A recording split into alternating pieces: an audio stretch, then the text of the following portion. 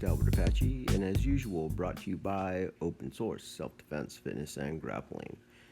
Okay, guys, I know I've been in basement for quite some time, but time to get back to work. So, today's topic, we're going to talk a little bit about MMA fighters, or fighters in general, different combat sports, athletes crossing over into different combat sports. In particular, what I want to talk about today is why is it such a problem with boxing fans, boxing purists, the ones that tend to be snobby, especially for MMA fighters to cross over into boxing? Because we don't seem to have an issue when, uh, you know, collegiate wrestlers transition into MMA fighters. We don't seem to have a problem when, a boxer decides he wants to do some MMA. Um, we only seem to get upset anytime a MMA fighter decides that he wants to box. And there's a reason for that. And before I get too far into that reasoning, let me first say that I'm going to show a graph that kind of explains it. I can't take complete credit for this. I first saw this on the YouTube channel Hard to Hurt. So check him out. He's a pretty cool guy, pretty fun to watch. So this is the competency to training time graph that basically shows about how long it takes to get competent enough at grappling or striking to defeat the average Joe. And as you can see in this graph, it takes a little bit longer to get competent at striking to beat the average Joe than it does in grappling. Now, that's not to say that one is better than the other. It's just to say that it takes a little bit more time. Now, on this graph, there's also a region which we'll call the puncher's chance. This is the person who happens to be able to hit extremely hard. They just are naturally born punchers. They can pack a wallop in a single punch. Somebody in MMA you might think of this way as maybe Dan Henderson, right? He wrestled most of his life, but he had that big H bomb he could land on anybody. Right now in boxing, we're seeing somebody at the heavyweight division that has this similar puncher's chance power. Now, if you've never heard of this individual, we're going to talk about him in just a second. But this puncher's chance also has this KO opportunity to time on your feet when it comes to a street fight. And as you can see, the longer you stay on your feet, the more opportunity you give the puncher to be able to knock you out. Now, at some point in time, that will diminish simply because people are going to get tired. The opportunity to run away or to escape the situation is going to present itself. And so, over time, it will diminish. But initially, the more time you stay on the feet, the more time you give that opponent the opportunity to KO you. Now, these two graphs is exactly the reason why, in my opinion, boxing purists, those that have a very snobby kind of attitude about boxing, tend to not want MMA fighters to transition or take on boxers. And a premier example of that would be right now the reigning undefeated heavyweight champ. Now, I don't know if you know anything about Deontay Wilder, but let me tell you a little bit about him. He didn't start boxing until the age of 20. 3 years into his career, he won believe it was the bronze medal at the Olympic Games. Um, so what that's showing you is that This idea that you have to box your entire life in order to be successful at boxing is just not true. You can be an amazing puncher, and with that one uh, area of skill in boxing, you can rise to the heights of boxing. And I believe this is the real reason why the boxing purists, uh, those that have a snobbish look when it comes to boxing as a combat sport, do not want a MMA fighter fighting boxers, is because there is this puncher's chance, and that boxing will be exposed for not being as technical, for not being as elegant, if you will, as boxing enthusiasts would really have you believe. All in all, when it comes down to it, if somebody punches harder than you, they can beat you up in boxing. And I think that that's the dirty little secret that boxers don't want getting out. Because if you notice, we don't have this from other sports. Recently, we had Ben Askren crossover, and he did some wrestling against Jordan Burroughs. Now, yes, he did come from the world of wrestling, but his professional career, primarily he's been an MMA fighter, and there didn't seem to be a huge problem with that. Now, Jordan did Jordan Burroughs completely dominate Askren? Yes, he did. He dominated him. But you notice that the wrestling enthusiasts were happy to have Ben come over, happy to display that, hey, when you come into our world, we're going to dominate. Just recently, we had Luke Rockhold versus Nick Rodriguez. If you've never heard of Nick Rodriguez in BJJ, he's a really good blue belt. I mean, it's kind of hard to even call him a blue belt, but he's really good. He did really well at ADCCs. Luke Rockhold crossed over from doing MMA to do a professional jiu-jitsu match. Again, you did not hear jiu-jitsu enthusiasts blasting Luke Rockhold for taking the fight. What they did say, how they were critical, was that they didn't like some of the critical things Luke Rockhold had to say about jiu-jitsu. But either way, happy to see him come in. Happy to have a guy like Rodriguez represent BJJ and show Luke, hey, yeah, you might do BJJ as part of MMA, but there's levels to this. And sure enough, in that match, we saw that Luke, he survived. He didn't get submitted, but he also played a very, very conservative game. One might say that he grappled not to get submitted. He had a survival mentality for 90% of the match. He really didn't get, aggressive and look for his own takedowns until well into the match. I would say there was probably less than 5 minutes left in the match, right? Before he started to look for things, before he started to try and get a takedown of his own. And when I say try, I mean really try, not just playing little arm games and try to get his underhooks. I mean shooting in, really committing to it, really getting his hips into his shots, really getting his hips into what he was doing. So one really has to ask themselves, why is it that boxing seems to be the only combat art that has a problem with MMA fighters crossing over?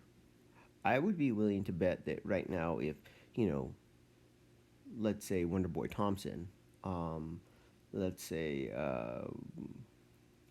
the Pettis brothers, wanted to do full contact karate, I don't think anybody would have a problem with that.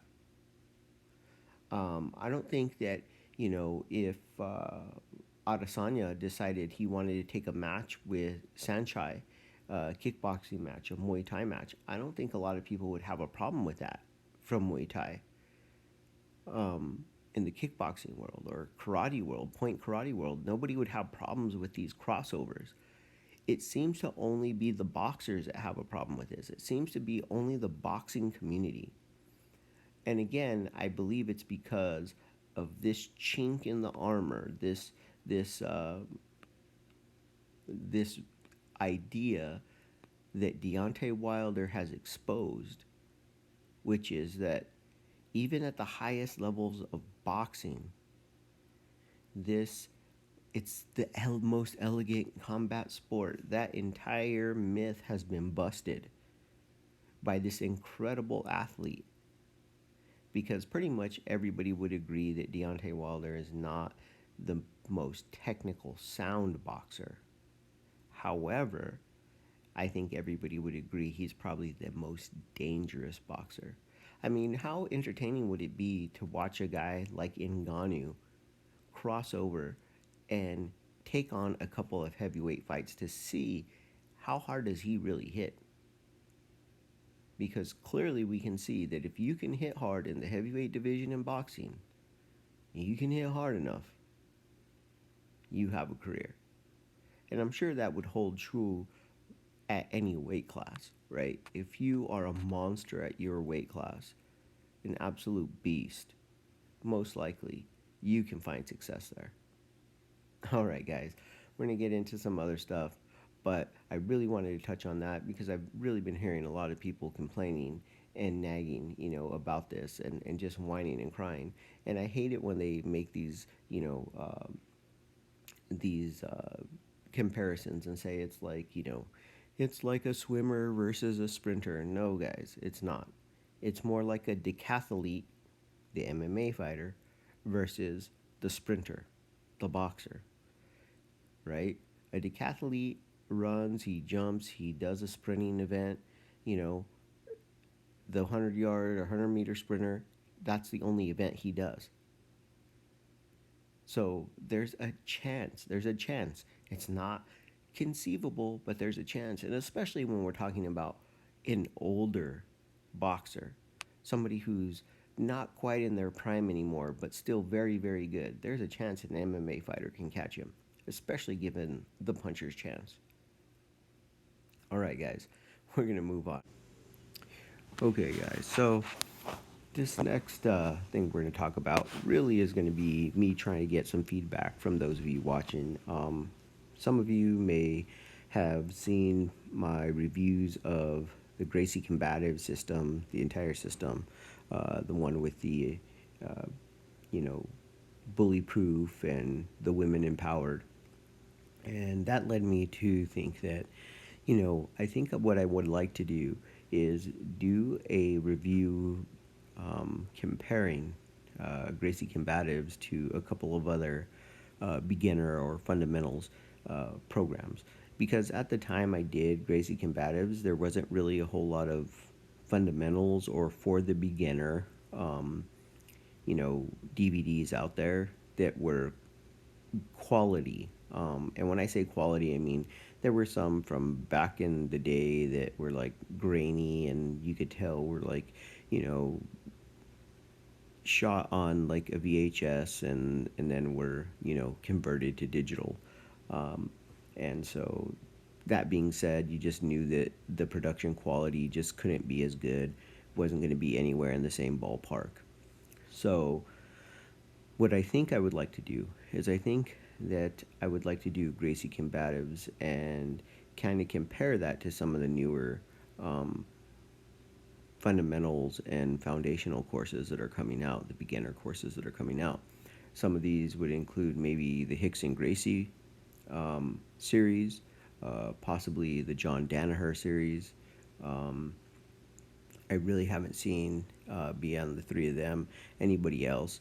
However, I was thinking of maybe throwing in the Kit Dale um, concepts jujitsu. He goes through, I believe it's like he calls it the art of learning or something like that. And essentially, what he's doing is he's explaining the processes he used to learn jujitsu and become a black belt so quickly. Um, and kind of go over those different videos, those different courses, and kind of see that, after 6, 7 years, whatever it is I've been training now, that which one, in retrospect, hindsight being 2020, if that was going to be a tool in my toolbox, or that was going to be the medium through which I was going to learn uh, jujitsu, which one would I, start with? And because the Gracie Combatives, I really liked it. I like the way it's put together. I mean, there are holes if you've listened to that review. There are things that I disagree with. There are some holes. Um, I really do feel like the entire system, when you look at the three uh, series package, I really feel like it should be all in one package. There shouldn't be a bully proof and a women's empowered. I feel like there should be all together. The combatives, the bully proof, the women empowered should make up one DVD set, because there are techniques in the women empowered that uh, I believe should be included in your basic self defense, uh, man or woman. And as far as the bully proof, I mean, the techniques are so similar. Um, it's almost a little disingenuous to put them off to the side and call them a different program.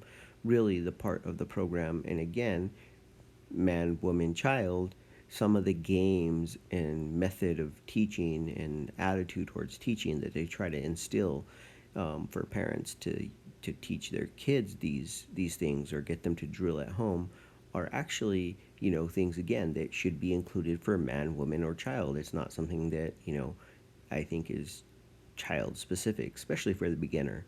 You have to remember that most beginners are not rough and tough, and they're not, gung ho wannabe MMA fighters. Most people get into jiu-jitsu because they want to try something new. They're looking for a hobby. They're looking for something fun to stay in shape. They're looking for self-defense. So the mode and the style of teaching is very universal across the board to keep people coming and keep their confidence up. So that was one of the things I liked about it. Now that we have more people interested and more, schools and coaches interested in putting together their own fundamentals, their own foundations, their own beginner courses, I really would like to take a look at them and kind of compare, back and forth and say, you know, what would be the best option if I had to choose over again? Or let's say, as a father, I had to choose something. I wasn't going to be around. We were going to be living in, Alaska, you know, somewhere, up on the Yukon, and but I still wanted my son to train jujitsu. I still wanted him to understand jujitsu, and he had himself and maybe a buddy to train with, and that's all he had. What would be the DVD, or what would be the video, system that I would recommend for him? So I'm gonna start taking a look at those. If there's any other ones out there, guys, this is where I want your input. Is it if there's any other foundations or fundamentals, that are out there that you're like, this was amazing, this really helped me, this really changed the way I understood jiu-jitsu, and I wish I would have found it sooner, please, please, please comment down below. Let me know about it. If you want to provide a link, that would be awesome. I just want to take a look at some of these, and that way we're giving people who are coming into the jiu-jitsu community, we're giving them, relative useful tools. I think a lot of times we sell people on, our tribe or what we think is best, and um, not necessarily, or excuse me, not really what we think is best, but what we're familiar with what our tribe does, right? And because there is some tribalism in jiu-jitsu, and I think we really should be trying to give good advice to people. Um, of course, what we think is best, but also some things to look at, options to look at, because sometimes not everybody learns the same way. They might not like, um, a certain model of learning versus another. So that's what I'd like to do. I think I'm definitely going to do the Hickson Gracie one. I mean, it's Hickson Gracie, so he's got to have some, valid techniques at the very least. So I'm going to take a look at that one. Thinking about considering the John Danaher one, please give me your input if there's something else that I'm missing, and that way we can do a breakdown, or I can do a breakdown across the three of them, kind of really see which one I would I would really want if I was starting over. So, all right, guys, that's what I got for today. I know this is not a very long show. I apologize, but the idea is I just want to start knocking out shows again, um, not stay in the basement so long for the next time. Really looking forward to fights that are coming up. Really looking forward to fights coming up next year. We're going to have Connor coming back to the octagon. That's going to be awesome. Um, going to have, hopefully, the Khabib Tony fight finally happen, and that's going to be awesome. So we'll talk maybe a little bit about that stuff later.